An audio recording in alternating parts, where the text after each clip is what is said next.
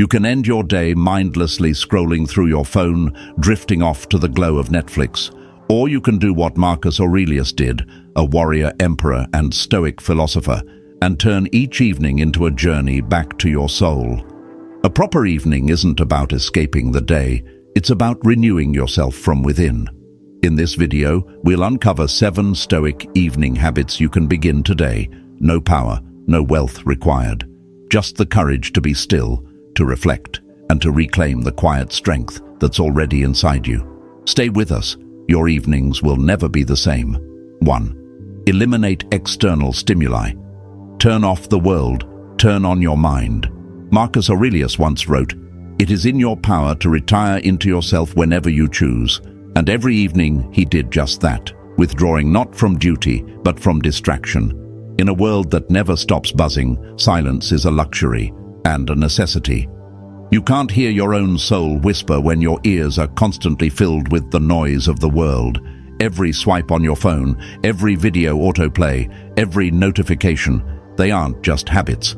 They're numbing agents, slowly dulling your awareness, your emotions, your sense of who you really are.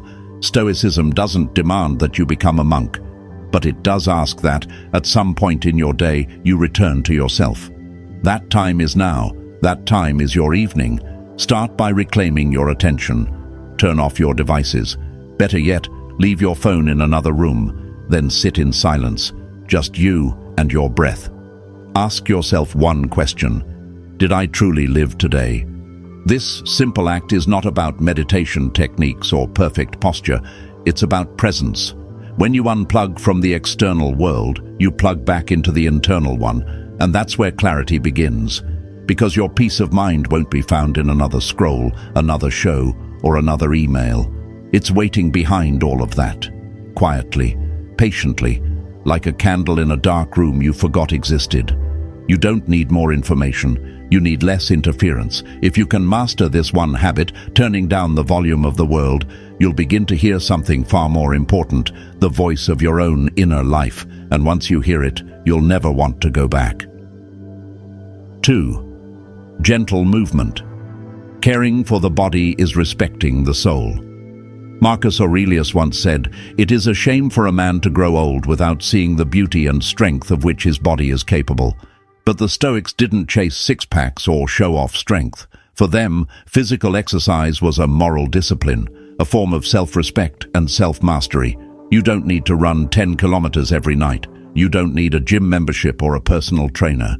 What you do need is movement. Intentional, conscious, loving movement. Your body is not just a vehicle. It is a temple, the dwelling place of your spirit, your will, your clarity. And like any temple, it needs care. When your body is neglected, your mind suffers. When your body is restless, your thoughts become scattered. A short evening walk under the streetlights, a few gentle stretches beside your bed, even 5 minutes of mindful breathing as you move your limbs. These aren't just workouts, they are rituals. They are invitations to return to your physical self after a day of living in your head. As your feet hit the pavement or your arms rise with each breath, you reconnect with the present moment, with the rhythm of life that often gets lost in the day's noise. You begin to remember that discipline is not punishment, it is devotion. Taking care of your body at night isn't about losing weight or gaining muscle. It's about telling your soul, "I haven't forgotten you. I honor the vessel you chose." Move not for perfection, but for presence. Move because you're alive. And in each quiet, deliberate motion, remind yourself, this body is your ally. Treat it like a temple, and it will house a peaceful mind. 3. Reflect on your day. Hold court with your conscience. Each night, Marcus Aurelius sat down to examine himself, not to judge, but to understand. Not to shame, but to grow. To the Stoics, reflection wasn't optional, it was essential. Because a day that passes without reflection is a lesson wasted. You don't need a journal filled with flowery language, just a quiet space and a few honest questions. What did I do well today? Where did I fall short? Did I act according to my values or my impulses? Think of this as your nightly courtroom. You are the witness, the defendant, and the judge. But this court does not punish, it enlightens. It's where you begin to take ownership of your life, one small decision at a time. Maybe you snapped at someone. Maybe you avoided something important. Maybe you stayed true to your principles in a difficult moment. Whatever the case, face it. Not with guilt, but with courage. Marcus didn't become wise overnight. He became wise because he returned to himself, night after night, and kept refining his soul. In a world obsessed with the next big thing, reflection pulls you back to what matters. Are you becoming the person you admire, or are you drifting, unconsciously shaped by moods, screens, and noise? If you want to grow, you must observe yourself. If you want peace, you must understand yourself. And if you want clarity, you must return to your actions with honesty. Even 5 minutes of reflection can change the direction of your life, because a day reviewed is a day not wasted, and a day not wasted is a day truly lived. 4. Contemplate your inner sage. Would your role model be proud? Marcus Aurelius often asked himself, what would Zeno do? Referring to Zeno of Citium, the founder of Stoicism. This wasn't mere admiration, it was a tool for moral alignment. Every evening, he measured his actions against the wisdom of someone greater, not to feel inferior, but to stay on course. You too have a sage inside you. Maybe it's a mentor, a historical figure, a loved one who embodied strength, kindness, or resilience. Or maybe it's a future version of yourself, the one you dream of becoming. Spend a few minutes each night in conversation with that inner guide. Ask, did I honor their values today? Would they have spoken like I did? In my moments of weakness, would they have acted differently?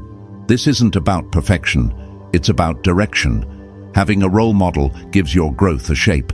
It turns vague goals into a living standard. Without one, we're left chasing the approval of others or the fleeting highs of impulse. And here's the truth. The more you consult your sage, the more you become them. Their calm becomes your calm. Their courage, your courage. Not by magic, but by repetition. Like carving a statue, a little each night, chisel by chisel, choice by choice. So tonight, light a candle, sit in stillness, and bring your sage to the table. Let them speak. Let them remind you. You were made for more than reaction, more than convenience. You were made for character. Your sage is waiting, not to lecture, but to lead. The question is, are you ready to listen? 5. Take a view from above. Zoom out to find peace. When life feels heavy, Marcus Aurelius had a remedy. He took what he called a view from above. It was his way of escaping the prison of his own ego, stress, and small daily frustrations. From this higher perspective, everything looks different. Imagine stepping outside your body tonight. Float above your room, then your home, your neighborhood, your city. Now rise until you're looking at the entire earth, a blue dot spinning in silence. Suddenly, that rude comment from earlier, meaningless, the late email, forgotten. Even your worries, they shrink, not because they don't matter, but because they're not all that is. We live like our problems are the center of the universe, but from above, you realize we're all part of something far bigger, something interconnected. Your struggles, your triumphs, they are threads in a vast, ancient tapestry. And this isn't about making your problems feel small. It's about making your perspective larger. When you see yourself as part of the whole, you stop trying to control everything. You begin to accept, to release, and to breathe again. Marcus used this exercise nightly to soften his pride, ease his grief, and sharpen his clarity. It helped him lead an empire. It can help you lead your own life. So tonight, before you sleep, close your eyes and rise. Let your soul ascend beyond walls, routines, and worries. Up where the noise fades and the truth remains. You are not the center of everything, but you are a part of something extraordinary, and that, paradoxically, is where real peace begins. 6. Spend time with loved ones. Presence is the rarest gift. As the day came to a close, Marcus Aurelius, despite being emperor of Rome, never forgot to kiss his children goodnight. He would remind himself, don't rush this. This may be the last time. That's not pessimism, that's perspective. In the Stoic tradition, contemplating death, memento mori, isn't about fear. It's about urgency. It's about showing up fully for the moments that truly matter. And few moments matter more than the ones we share with family, with those we love. Modern life steals this from us. We come home drained. We retreat into screens. We mistake proximity for connection. But love isn't measured by being near. It's measured by being present. You don't need grand gestures. A sincere question, how was your day? A moment of laughter, a long hug, even silent time together, free of distraction, can heal more than words ever could. And if you live alone, reach out, call a sibling, text an old friend, sit with a photo and remember someone who shaped you. Connection doesn't require company, only intention. The Stoics remind us that the people we love are not ours to keep. They are gifts, temporary, fragile, irreplaceable. So treat each evening like a final chance to express love, to listen deeply, to be there. Don't wait for the perfect weekend or the next vacation. Tonight is what you have, and your presence, undivided, unhurried, unguarded, might be the most powerful thing you give, because at the end of your life, you won't wish you worked more. You'll wish you'd held on a little longer to the hands that mattered. So hold them tonight. 7. Prepare for tomorrow. Tomorrow begins tonight. Marcus Aurelius famously wrote, "In your actions, don't procrastinate." But what most people miss is that his preparation didn't start with the sunrise, it started the night before. For the Stoics, mornings were sacred, a time to rise with purpose, to face the day like a warrior entering battle. But no warrior walks onto the battlefield unprepared. That's where your evening comes in. Tonight, take 10 quiet minutes to lay the groundwork for tomorrow's clarity. Not by planning every minute, but by removing the friction. Set out your clothes. Write down your top 3 priorities. Clear your workspace. Visualize your morning like a Stoic would. Calmly, intentionally, without rushing. When you prepare the night before, you send a message to your future self. I've got your back. You reduce chaos. You disarm stress. You replace anxiety with confidence, and most importantly, you sleep better. Because your brain no longer needs to hold on to 1,000 loose ends. You've captured them, you've let them go. This is more than productivity, it's respect. Respect for your time, respect for your energy, respect for your life.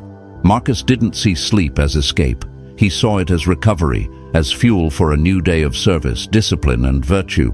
But for rest to truly restore you, it must be preceded by intention. So tonight, instead of collapsing into bed, close your day with clarity. Don't let tomorrow surprise you. Meet it with your eyes open and your heart steady.